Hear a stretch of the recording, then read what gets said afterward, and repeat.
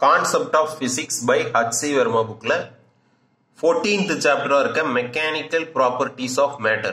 இந்த chapterல first objective பார்த்துட்டு இருக்கோம். அதுல ஒரு 16 objective முன்னாடி வீடியோவிலே போட்டோம். இப்போ 17வது question. அதாவது if two soap bubbles of different radii are connected by a tube. ஓகேவா? இப்போ ஒரு டியூப் இருக்கு. அந்த டியூப் எதை கனெக்ட் பண்ணுது அப்படின்னா ரெண்டு சோப் பபிளோட ரேடியஸுமே வேற வேற.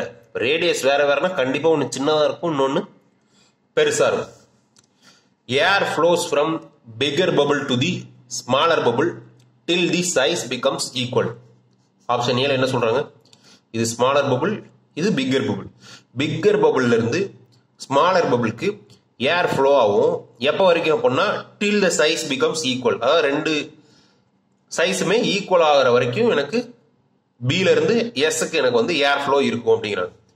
ஆப்ஷன் பில என்ன சொல்றாங்க அப்படின்னா air flows from bigger bubble to the smaller bubble till the sizes are interchange. அதாவது இப்போ இது R1 ரேடியஸ்ல இருக்கு, இது R2 ரேடியஸ்ல இருக்குன்னா பிகர் பபிள் இருந்தா ஸ்மாலர் பபிளுக்கு ஏர் போகும். எப்போ வரைக்கும் போகும்னா R1ன்றது R2 ஆகும், R2ன்றது R1 மாறுற வரைக்கும். அதாவது ரேடியஸ் இன்டர்சேஞ்ச் ஆகிற வரைக்கும் ஏர் ஃப்ளோ இருக்கும் அப்படின்னு ஆப்ஷன் பில கொடுத்துருக்காங்க. ஆப்ஷன் சில என்ன கொடுத்துருக்காங்க அப்படின்னா air flows from the small bubble to the bigger. சின்ன பபிள்ல இருந்து பெரிய பபிளுக்கு ஏர் ஃப்ளோ இருக்கும் அப்படின்னு சொல்லிருக்காங்க. Option D there is no flow of air. ஏர் ஃப்ளோவே இருக்காது அப்படின்னு சொல்லியிருக்காங்க. ஓகே, இப்போ ஏர் ஃப்ளோ இருக்கணும்னா என்ன கண்டிஷன்? ஏர் ஃப்ளோ இருக்கணும்னா என்ன கண்டிஷன் அப்படின்னா எனக்கு ப்ரெஷர் சேஞ்ச் கட்டாயமா இருக்கணும். கரெக்டா? ப்ரெஷர் சேஞ்ச் கட்டாயமா இருந்தாதான் எனக்கு ஏர் ஃப்ளோ இருக்கும். ஓகே, ப்ரெஷர் சேஞ்ச் இருக்குமா இருக்காதா அதை எப்படி கால்குலேட் பண்ணலாம்? இது சோப் பபிள்னு கொடுத்துருக்காங்க இல்லையா? சோப் பபிளுக்கு எக்ஸஸ் ப்ரெஷர் ஃபார்முலா என்னது? P = 4T/R. Tன்றது என்னது? Surface tension. அதாவது P is inversely proportional to R. எதுக்கு ரேடியஸ் கம்மியா இருக்கோ அதுக்கு ப்ரெஷர் அதிகமாகும், எதுக்கு ரேடியஸ் அதிகமாகவோ அதுக்கு ப்ரெஷர் கம்மியாகும், எதுக்கு ரேடியஸ் கம்மியா அதுக்கு ப்ரெஷர் அதிகமாகவும் இருக்கும் இல்லையா? எதுக்கு ரேடியஸ் கம்மி? ஸ்மாலர் பபிளுக்கு. ஸ்மாலர் பபிளுக்கு ப்ரெஷர் பிக்கர் பபிள் விட அதிகமாக இருக்கும் இல்லையா? பிஎஸ்னா pressure of the smaller bubble, பிபினா pressure of the bigger bubble. அப்போ ப்ரெஷர் சேஞ்ச் இருக்கா இல்லையா? இருக்கு இல்லையா? ஒன்றை விட ஒன்று பெருசா இருக்கு அப்படின்னா ப்ரெஷர் சேஞ்ச் கண்டிப்பா இருக்கு. இப்போ ஏர் ஃப்ளோ கண்டிப்பா இருக்கு. இப்போ ஆப்ஷன் டி வந்து தப்பு. ஏன்னா டில வந்து என்ன கொடுத்துருக்காங்கன்னா there is no flow of ஏர்னு கொடுத்துருக்காங்க. ஏர் ஃப்ளோவே இருக்காதுன்னு கொடுத்துருக்காங்க. இங்கே ப்ரெஷர் சேஞ்ச் இருக்கு, அப்போ கண்டிப்பா ஏர் ஃப்ளோ இருக்குன்னு சொல்லிடலாம். இப்போ எதுல இருந்து எதுக்கு போகும் ஏர் ஃப்ளோ? எதுல இருந்து எதுக்கு போகும்னா ஹையர் ப்ரெஷர்ல இருந்து லோயர் ப்ரெஷருக்கு போகும் இல்லையா? இப்போ இதுல எதுக்கு தான் ஹையர் ப்ரெஷர் இருக்கு? ஸ்மாலர் பபிளுக்கு தான் ஹையர் ப்ரெஷர் இருக்கு. அப்போ ஸ்மாலர் பபிள்ல இருந்து பிக்கர் பபிளுக்கு ஏர் ஃப்ளோ இருக்கும். அதாவது option C, air flows from the small bubble to the bigger. அடுத்து 18th problem. Figure shows a capillary tube of radius R dipped into water. If the atmospheric pressure is P0, the pressure at point A is. என்ன சொல்லியிருக்காங்க அப்படின்னா ஒரு capillary டியூபை வாட்டர்ல tip பண்றாங்க. ஓகேவா? வாட்டர்ல டிப் பண்றாங்க.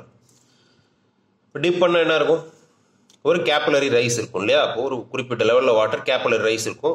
என்ன ஷேப்ல மெனிஸ்கஸ் இருக்கும்னா கான்கேவ் டவுன்வர்ட்ல இருக்கும். If the atmospheric pressure is P0, the pressure at point A is. ஓகேவா? இந்த இடத்துல என்ன ப்ரெஷர் இருக்கும் அப்படின்னு கேட்குறாங்க. ஓகேவா? அட்மாஸ்பரிக் ப்ரெஷர் எவ்வளவு?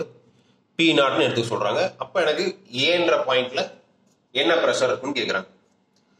இதை வந்து ரெண்டு வகையா சால்வ் பண்ணலாம். எப்படி அப்படின்னா ஃபர்ஸ்ட் எப்படி சால்வ் பண்ணணும் அப்படின்னா இப்போ இந்த இடத்துல எனக்கு என்ன ப்ரெஷர் தான் இருக்கும்னா அட்மாஸ்பியரோட எக்ஸ்போஸ் ஆகி தான் இருக்கு. இங்கே என்ன ப்ரெஷர் தான் இருக்கும்? P0ன்ற ப்ரெஷர் தான் இருக்கும். அப்போ இந்த பாயிண்ட்ல P0ன்ற ப்ரெஷர் தான் இருக்கும். அப்போ இங்க இருக்கிறத விட இங்க இருக்கிற ப்ரெஷர் அதிகமா இருக்குமா கம்மியா இருக்குமா? நமக்கு இப்போ ஏன்ற பாயிண்ட்ல தான் ப்ரெஷர் கேட்குறாங்க. இப்போ அதை வச்சு சொல்லுவோம். இங்க இருக்கிற ப்ரெஷரோட இது அதிகமா இருக்குமா கம்மியா இருக்குமா? அதிகமா இருக்கும் இல்லையா? இங்க இருக்கிறத விட இங்க இருக்கிற ப்ரெஷர் அதிகமா இருக்கும். ப்ரெஷர் அட் ஏ வந்து எனக்கு பி நாட்டை விட கம்மியா தான் இருக்கும். அதான் இங்க இருக்கிற ப்ரெஷரை விட கம்மியா தான் இருக்கும். அப்போ ஆப்ஷன் ஏ தப்பு. ஏன்னா வந்து பி நாட்டுக்கு ஈக்குவல்னு கொடுத்துருக்காங்க. ஆப்ஷன் ஏ தப்பு. P naught plus 2s/r plus அப்போ பி நாட்டை விட அதிகம்னு கொடுத்துருக்காங்க. இல்ல பி நாட்டை விட கம்மின்னு தான் நம்ம சொல்லியிருக்கோம்.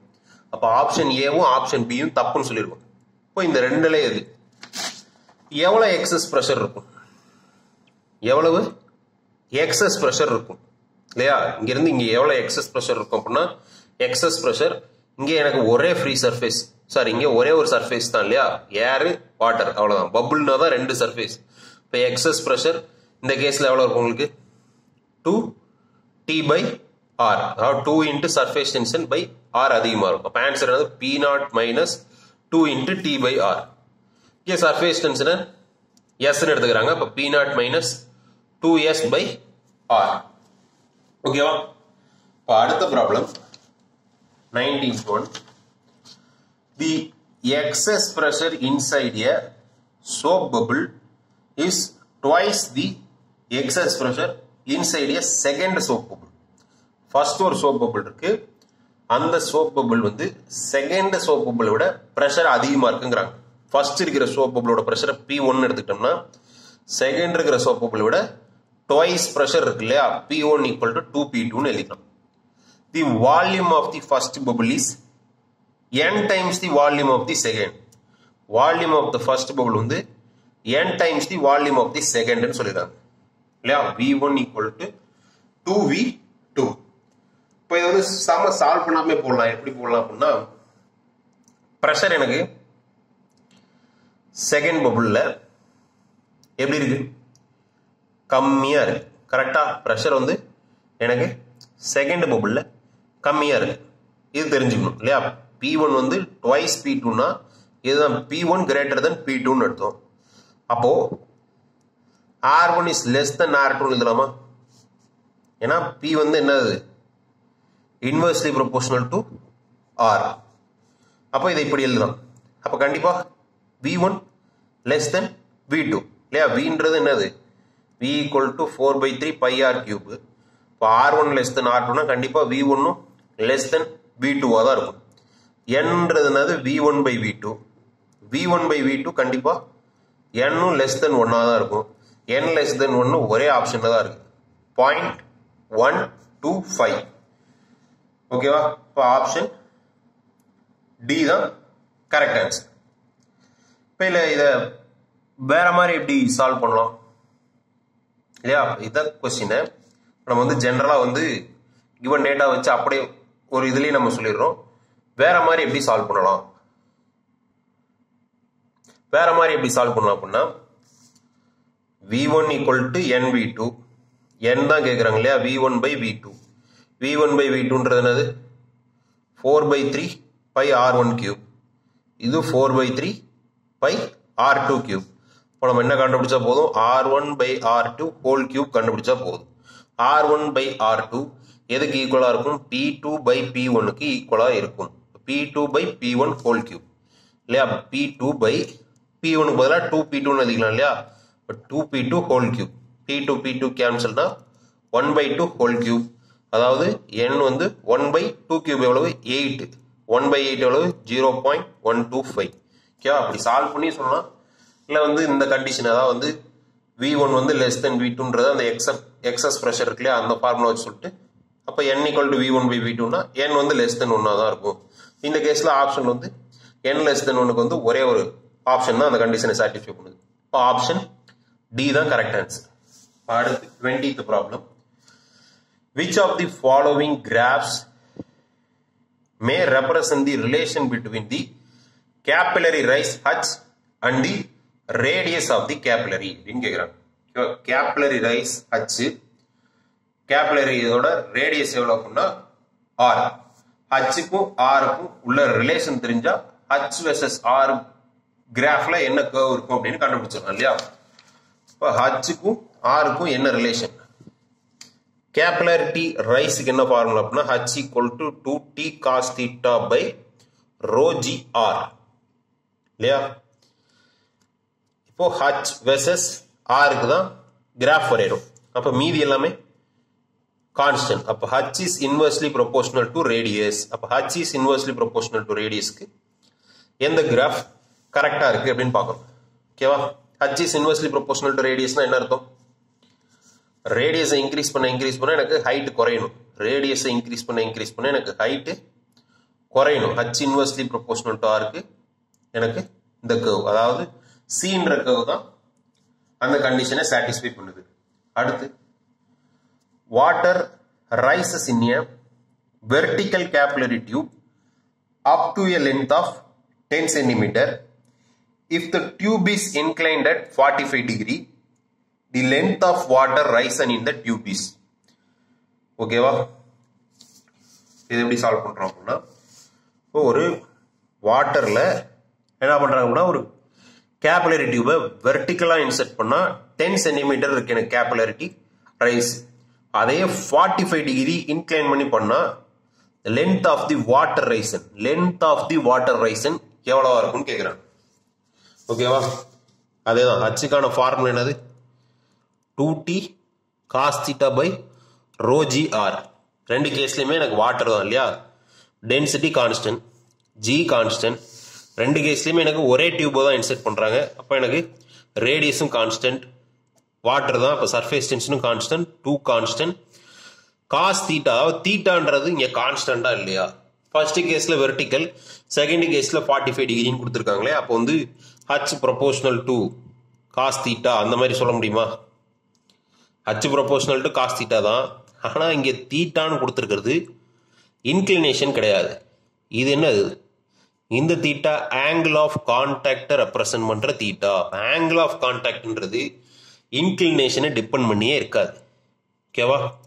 இப்போ நீங்கள் ஒரு வாட்டர் இதில் இப்படி இன்சர்ட் பண்ணாலும் ஆங்கிள் ஆஃப் கான்டாக்ட் சேமாக தான் இருக்கும். இப்படி இன்சர்ட், அதாவது 45 டிகிரி நீங்கள் அப்படி இன்க்ளைன் பண்ணாலும் ஆங்கிள் ஆஃப் கான்டாக்ட் சேமாக தான் இருக்கும். ஆங்கிள் ஆஃப் கான்டாக்ட் சேம்னா ஹச் போன கேஸுக்கும் இந்த கேஸுக்கும் கான்ஸ்டன்ட். ஹச்ன்றது என்னது? இப்போ இது இன்சர்ட் பண்ணியிருக்கோம் அப்படின்னா 45 டிகிரி இன்க்ளைன் பண்ணி இன்சர்ட் பண்ணியிருக்கோம் அப்படின்னா வெர்டிக்கல் ஹைட், அதாவது இந்த ஹைட் வந்து போன கேஸுக்கும் இந்த கேஸுக்கும் சேம், அதாவது 10 சென்டிமீட்டர். ஓகேவா? அவங்க என்ன கேட்குறாங்க அப்படின்னா லென்த் ஆஃப் தி லிக்விட் காலம் கேட்குறாங்க. எப்போ? 45 டிகிரி இன்க்ளைன் பண்ணப்போ. இப்போ ட்ரையாங்கிள் மாதிரி ஃபார்ம் பண்ணோம்னா இந்த லென்த்து தெரிஞ்சிருச்சு இல்லையா? 10. ஆங்கிள் ஆஃப் இன்க்ளினேஷன் தெரிஞ்சிருச்சு 45 டிகிரி இல்லையா? இந்த லென்த்து 10 கிடையாது, அதுதான் எல். இந்த லென்த் எவ்வளோ அப்படின்னா 10. அப்போ cos 45 degree equal to 10 by L. L equal to 10 by cos 45 degree. cos 45 degree எவ்வளோ? 1/√2. அப்போ ஆன்சர் 10√2. இப்போ எனக்கு length of the liquid column, அதாவது length of the water rise எவ்வளோ அப்படின்னா 10√2 சென்டிமீட்டர். அடுத்து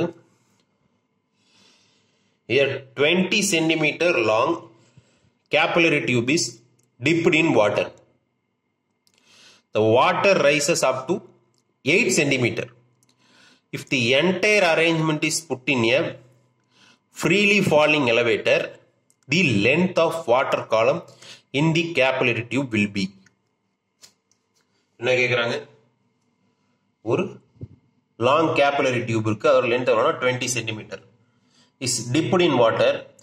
தி water rises up to 8 centimetre. ஓகேவா? H எவ்வளோ அப்படின்னா எனக்கு வந்து 8 centimetre. If the entire arrangement is put in a freely falling elevator, ஓகேவா? ஒரு ஃப்ரீ ஃபால் எலிவேட்டர் இருக்கு, அதில் அதோட மொத்த செட்டப் இருக்கு இல்லையா? இந்த மொத்த செட்டப் கேபிலரி டியூபை வாட்டரில் டிப் பண்ணி வச்சிருப்பாங்க.